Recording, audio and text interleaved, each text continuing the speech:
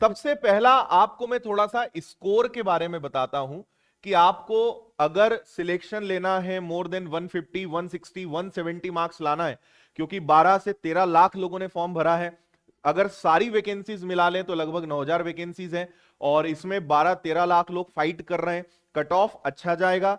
Exam के pattern में बदलाव होने की संभावना 100% रहेगी, क्योंकि पहले पटवारी का एग्जाम अलग होता था, अब ग्रुप 2 सब ग्रुप 4 का पार्ट है। तो मेरा आपको मैंने पहले भी वीडियोस में आपसे कहा है कि आप ज्यादा लेवल की तैयारी करें, हाई लेवल की प्रिपरेशन करें, इस उम्मीद से पढ़ें कि पेपर कठिन आ गया तो आप उसके लिए तैयार रहेंगे। ज्यादा भारी पत्थर उठाने की तैयारी करके जाओगे और हल्का पत्थर आएगा चलेगा, लेकिन आपने हल्के पत्थर की तैयारी करी उठाने की और भारी आ गया तो आप दब जाओगे।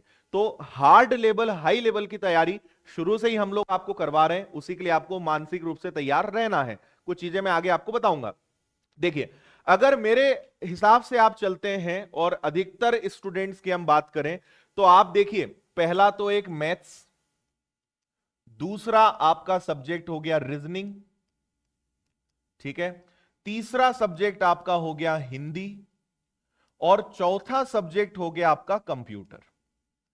ठीक है, मैं मोस्ट ऑफ द स्टूडेंट्स की बात कर रहा हूं। मेरा यह मानना है कि आप ये 4 ऐसे सब्जेक्ट्स हैं जहां पे आप 90% से ज्यादा मार्क्स ला सकते हो, क्योंकि ये लगभग सभी से बन जाता है। और अगर सही मायने में बताऊं तो 8 विषय में स्कोरिंग सब्जेक्ट्स यही हैं।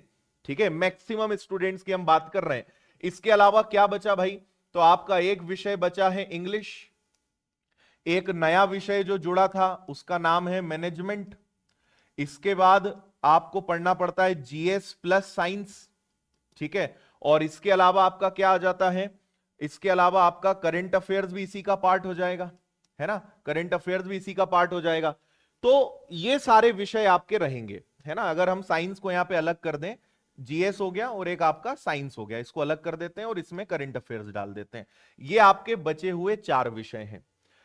पिछले साल से या उसके पहले का भी ट्रैक रिकॉर्ड देखें अगर व्यापम के एग्जाम्स का, तो मेरा अनुभव यह है, और आपने भी अनुभव ले लिया है, अभी आबकारी एग्जाम्स का, आबकारी कांस्टेबल का भी एग्जाम हुआ, आपने देखा जीएस साइंस कहीं से भी उठा के दे रहे हैं और किसी भी लेवल का कुछ भी पूछ रहे हैं, और पैटर्न भी रोज बदल रहा है।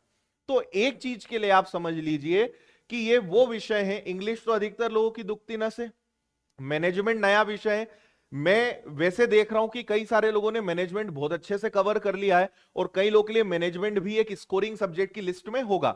मैंने जैसा कहा कि मैक्सिमम लोगों के हिसाब से मैं बात कर रहा हूं, कई लोग का डिपेंड करता है, किसी का कुछ अच्छा, किसी का कुछ अच्छा नहीं।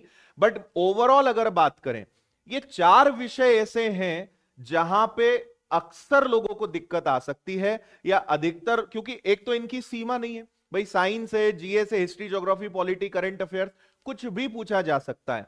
तो ये तो डिपेंड करेगा पेपर को देख कर कि आपसे क्वेश्चंस बन रहे हैं या नहीं बन रहे। लेकिन ये जो क्वेश्चंस हैं, यहां पे आप पक्का ये समझ लीजिए कि इनमें आप 90% नंबर तो ला सकते हो। अगर 200 नंबर की परीक्षा है तो आप समझ लीजिए कि 90 से 95 नंबर आप इन विषयों की सहायता से आराम से ला सकते हो, अगर आप पिछले 1, 2, 3 महीने से भी बहुत सीरियसली पढ़ रहे हैं तो, और आ जाएंगे, उसकी आपको चिंता नहीं करनी है।